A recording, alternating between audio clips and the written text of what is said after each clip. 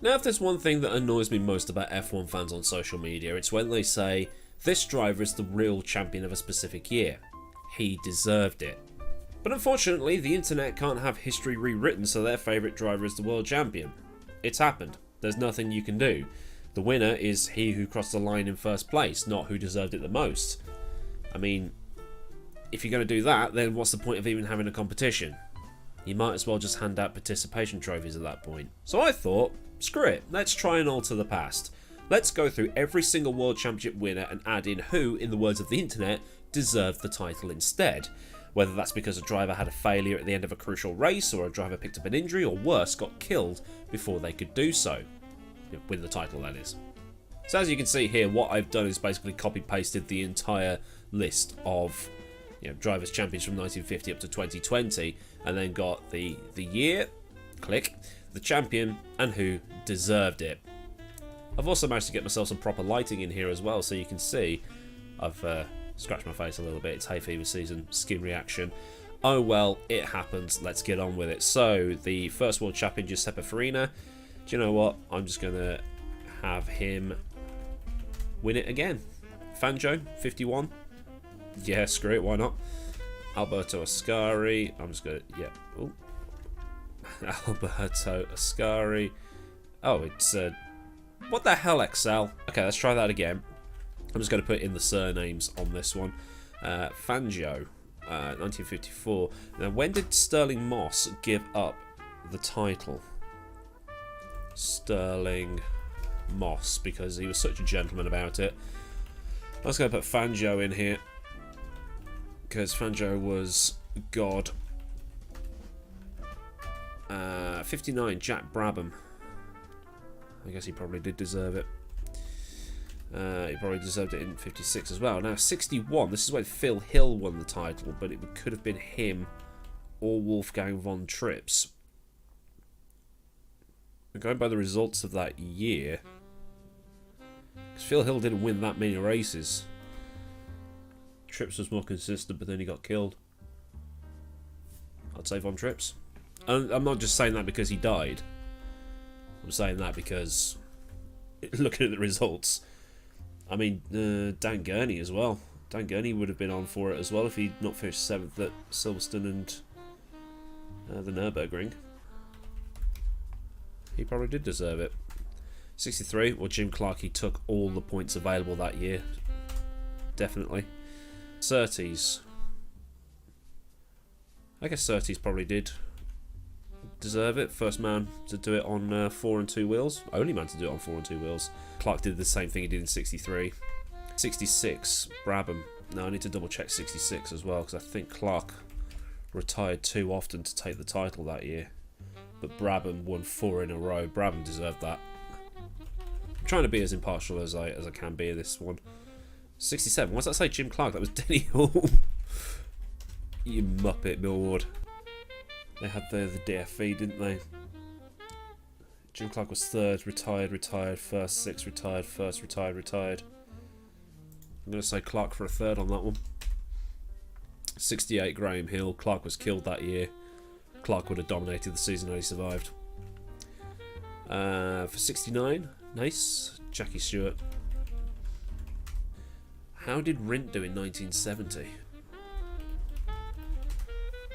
But he deserved it. 71, Jackie. Stewart missed a race. Yeah, I'd say Emo deserved that. Stewart deserved 1973.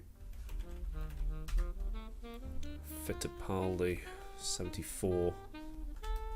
And then Lauda. 76, this is probably going to be the first controversial one. Had Lauda not had his crash at the Nürburgring, most definitely would have won. Just my opinion. 77, Lauda. He deserved it because coming back after injury and stuff. 78, Mario Andretti. I mean, he had that Lotus and that was just an absolute weapon, wasn't it? Well, he had the most wins. Andretti. Scheckter had pretty much the same car in 1979 that... no, he didn't. He had a Lotus. He went in a Ferrari, didn't he? COVID scrambled my brain. Villeneuve retired too often. Villeneuve also had some pretty bad races that year. Alan Jones won 3 in a row. Alan Jones actually won more races in 1979 than Scheckter did. But he retired. No consistency. Scheckter had the consistency. Scheckter it is. The amount of retirements people had in 1980. Jean-Pierre Jabouille. Retired, 10th. Retired, first. Retired, 9 points. And he was still 8th in the standings. I'd say Pico would have deserved that. Rosberg. Okay, this is going to be another controversial one. Gilles Villeneuve. I'm going to say Gilles Villeneuve would have taken that had he survived the season. 83, PK. I don't know enough. In the comments, if you're around at that time, let me know. 84, Lauda. It would have been Prost's title if not for Monaco. That's a tricky one. I'd say Lauda. 85 and 86, Prost. McLaren's are pretty good. I'm going to put Prost and Prost. 87, PK. Actually, no, I'm just going to put PK. 88, Senna. I'm going to get obliterated for this one. Now, hear me out here. I think Alain Prost, because of the drop scores they had that year, Prost actually scored more points over the course of the season. But he dropped more points because of the drop points rule to Senna. So Senna scored less points overall, fewer points overall, than Prost, and still somehow won the championship. It's like at the risk of getting political, the electoral college system that they have in America. Donald Trump lost the popular vote in 2016, but the electoral college meant he won. It's anyway, 1989. Again, I'm going to say Prost. If you no longer, it's shit. That's a difficult one. Suzuka messes that up. Madness. And my lights are probably, the lighting quality's changed in here again, isn't it? Should have kept that blind closed. Oh well, I still look human. I'll adjust the white balance in a minute. 89. No, Senna. 1990. Prost. Senna should have been kicked out. It was a premeditated shunt. He knew what he was doing. He was going to take Prost out. He should have been disqualified from the whole. Should have been disqualified from the whole championship. Schumacher was kicked out for less. 91. Senna. Mansell. Prost.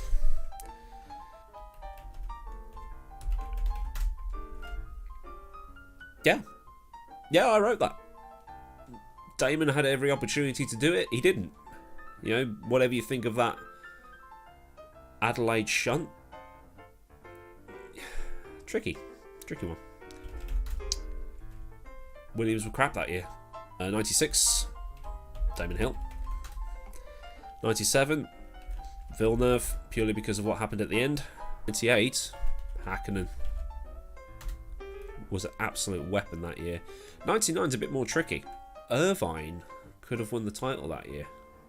You would think that if Schumacher hadn't broken his leg, Schumacher probably would have won the title that year. But keeping Schumacher's leg... no, because I can't do that because Villeneuve... Because I did the whole if Villeneuve had survived thing. But it's who deserved it rather than who would have won it. It was the Nürburgring race that ruined it, wasn't it? With that suspiciously slow tyre stop.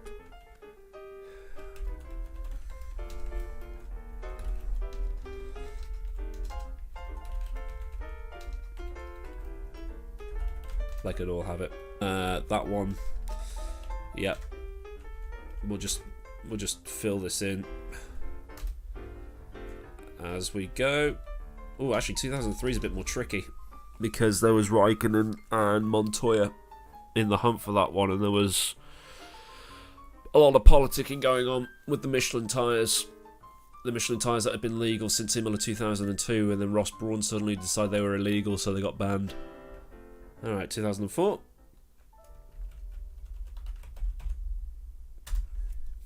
Only one because he had the best car. I mean, that's how it works, isn't it? Alonso. 2006 Alonso.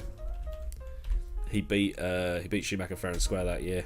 Alonso definitely didn't deserve the title in 2007. If he hadn't been a petty little bitch at the Hungaroring, he would have cruised to the title despite Spygate happening. It's a toss-up between Raikkonen and Hamilton. Kimi. 2008, Lewis. Now people are going to go, oh, you really are a Lewis lover, aren't you? You really do love Lewis. And it's just like, hey, look, recognising greatness doesn't make me a lover. Let's just turn the lights up on that. Let me know in the comments what you think of the lighting, by the way. As I was saying, you know, that masterclass he put on at Silverstone, plus, and I maintain this, and this is a hill I will die on, him passing Glock at the final corner on the final lap of the final race of the season was justice for Spa, because Spa was BS. Raikkonen crashed. He lost everything that race. And Massa, who was nowhere, suddenly inherited a win. Again, opinions, but, you know, let's move on. Okay, so 2009, it's going to have to be JB.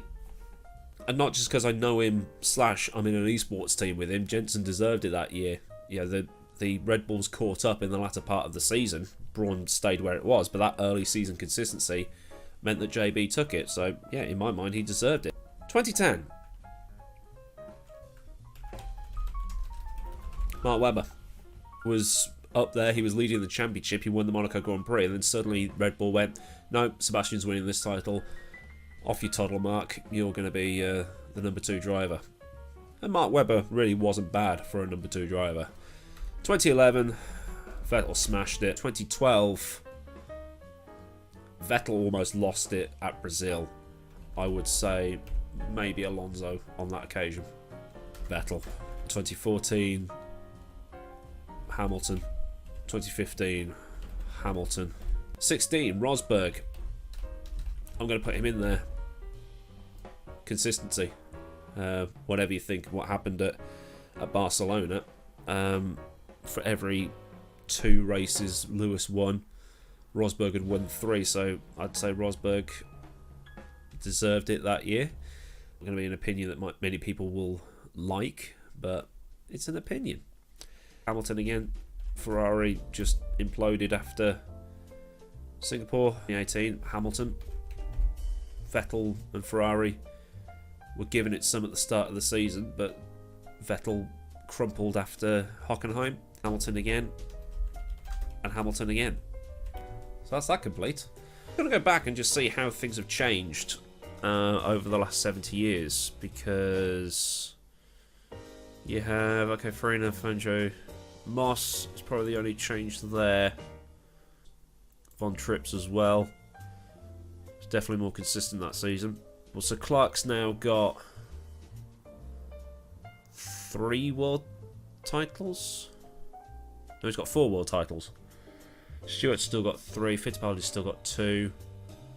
Lauda now has 5. 75, 76, 77, and 84. No, sorry, he's got 4. I can't count. The Prost now got 85, 86, 88, 90, and 93. So he's still got 5. Mansell's still got 1. Schumacher still has 7. 94, 95, 2000, 1, 2, 3, 4. Plus 99, but only if he hadn't broken his leg, and I wasn't really wanting to factor that in. Alonso now has 3. Vettel only has 2. And Hamilton still has 7. That should stop me getting killed in the comments. Those ones are probably going to get me killed in the comments. So that's that. Just a little thing I thought about, and I thought, well, might as well try and do a video on it. And if you have enjoyed this video, give it a thumbs up in the comments. Let me know if there are any changes you would like to make. But like I say, if you did enjoy the video, thumbs it up. If you want to see more, you know, obviously hit the subscribe button so you get all the latest. And let me know what you think of the new lighting situation. It's definitely a lot better than previous talking head videos I've done, and it lights up the rig a lot better now as well. So that's that. I've covered liking, I've covered subscribing, I've covered the bell, and also a big thank you to the people of Patreon for their continued support. I'm looking directly into the light, not into the camera.